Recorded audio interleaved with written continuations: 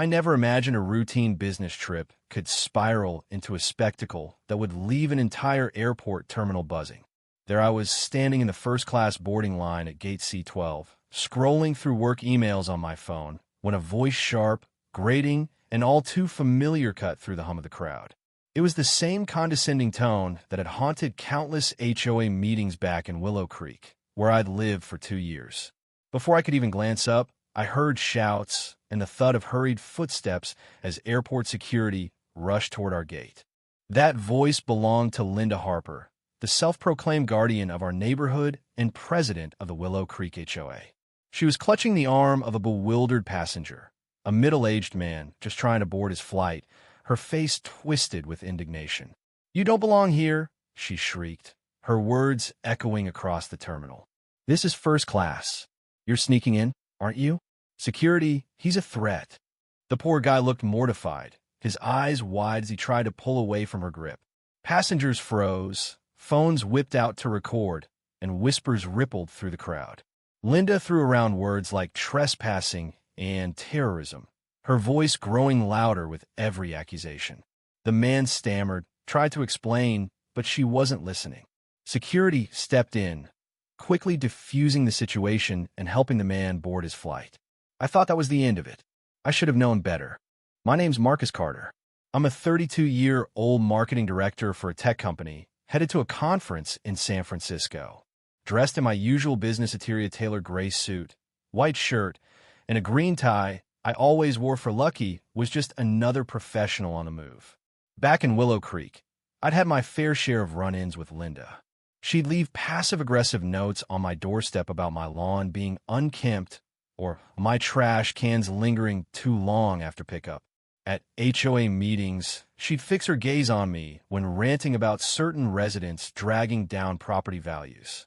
I learned to brush it off, but I never dreamed her prejudice would follow me to an airport, of all places. As the gate area settled, I stayed focused on my phone, hoping to avoid trouble. But Linda, arms crossed and eyes scanning the crowd like a hawk, zeroed in on me. The moment she saw me in the first-class line, her jaw tightened, and I could practically feel the storm brewing. I pretended not to notice, but she marched over, her heels clicking ominously. "Marcus!" she barked, loud enough to turn heads. "What are you doing in this line? This is for first-class passengers only." Her tone dripped with suspicion, as if I'd snuck in through some back door. "Hi, Linda," I said, keeping my voice calm. "I know what line I'm in. My company booked first class for this trip." She scoffed, eyeing me up and down. "Really?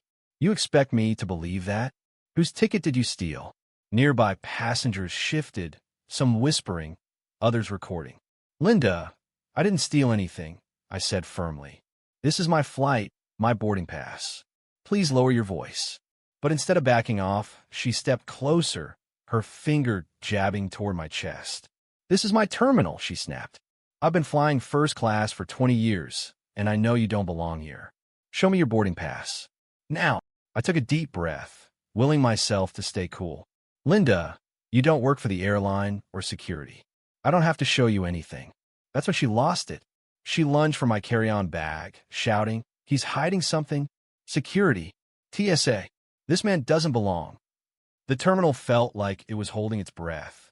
Phones were up, capturing every second, and a small crowd gathered, drawn to the chaos.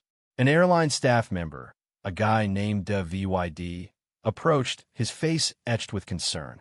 "Ma'am, sir, is everything okay here?" Before I could speak, Linda jumped in. "No, it's not okay.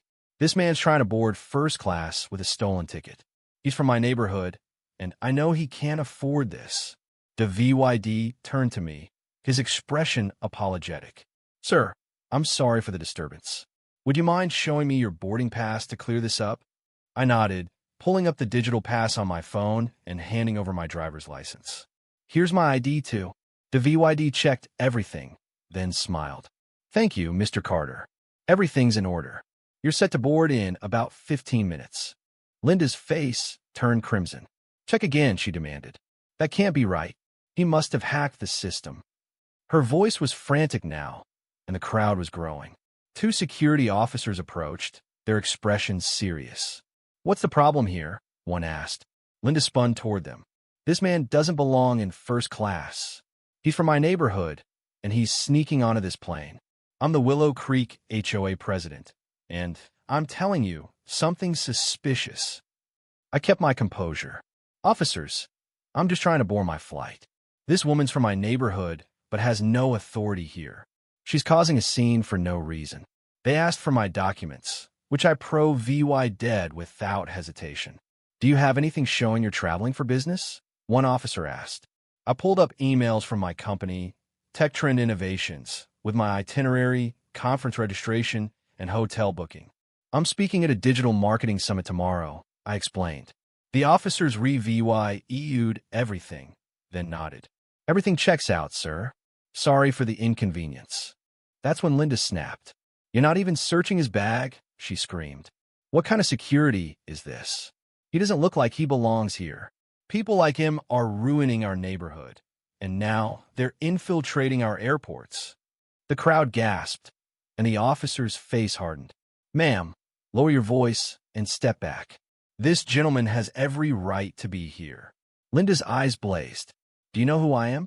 I've been on the HOA board for 15 years. I know trouble when I see it. Check the camera. She must have snuck past security." The second officer cut in. "Ma'am, that's enough.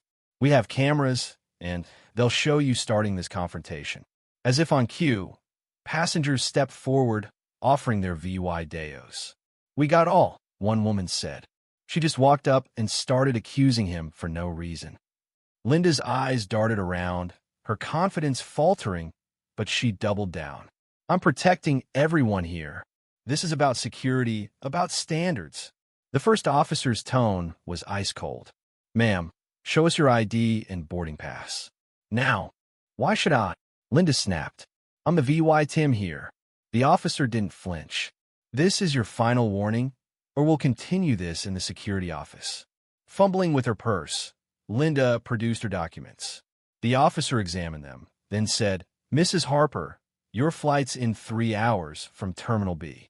You have no reason to be causing a disturbance here." Linda pointed at me. I was walking by and saw him. "I have every right to be concerned." The officer's patience was gone. "Mrs. Harper, stop harassing passengers, or we'll take further action." But Linda wasn't done. "You're all incompetent," she yelled. "I pay taxes that fund this airport. I demand your super VY soar." The officers exchanged a glance, and one reached for his radio. "This is Officer Daniels, requesting backup at Gate C12. Seeing my chance, I spoke up. "Officers, my flight's boarding soon. Can I wait somewhere else?" They nodded. "Of course, sir. We're sorry for this." As I moved away, Linda's voice pierced the air. "You're letting him go? He's getting away." She tried to follow, but the officers blocked her. "Mrs. Harper, stay here," Officer Daniels said firmly. "You're creating a public disturbance and interfering with our duties." Linda shoved forward, shouting, "I won't be silenced. This is what's wrong with society. Nobody stands up for what's right." 2 more officers arrived, and the tension was electric. Linda flailed, screaming, "You can't do this. My husband knows the mayor." But Officer Daniels was unmoved. "Mrs. Harper, you're under arrest for harassment, disorderly conduct, and making a false report." As they cuffed her, Linda's rants about neighborhood standards and protecting the community grew incoherent. The crowd watched, some shocked, others nodding in approval. Passengers approached me afterward, offering support. "I'm so sorry you went through that," one woman said. The VYD, the airline staffer, was equally apologetic. "On behalf of the airline, we're sorry, Mr. Carter. We'd like to offer you a premium first-class upgrade and priority boarding." I thanked him, still processing the chaos. 2 days later, back from my trip, I filed complaints with the airline, local authorities, and our HOA management.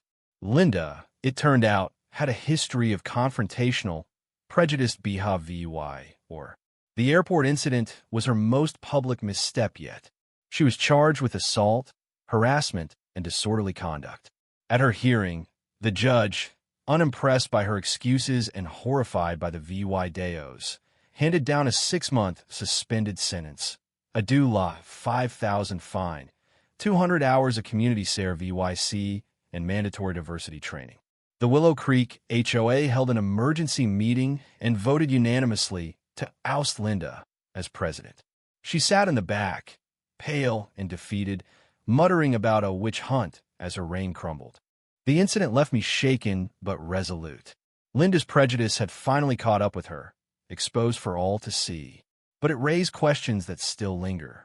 What do you think? Should people like Linda face harsher consequences for public outbursts rooted in bias? Or was her punishment too severe? How far should bystanders go to intervene in situations like this? And what does it say about our society when someone feels entitled to police others based on appearances? Drop your thoughts in the comments. Hit that like button if this story got you fired up, and subscribe for more real-life dramas that spark conversation. Let's keep the debate going.